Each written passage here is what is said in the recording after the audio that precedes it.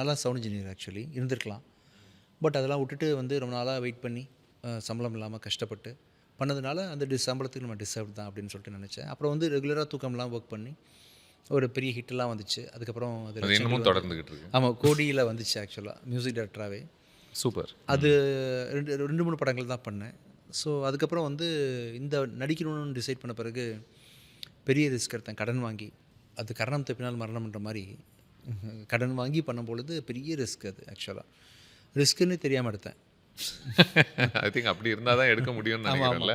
அது கடன் வாங்குறதுன்றது எவ்வளோ பெரிய ஒரு டேஞ்சரஸ், உங்களுக்கு அதெல்லாம் தெரியாது, நான் சொன்னால் புரியாது. ரொம்ப ரொம்ப கஷ்டப்பட்டு என்னோட இன்னொரு வாய்ப்பே இல்லை. அதாவது இது நடந்துரும்னே நம்பிட்டேன் ஆக்சுவலாக.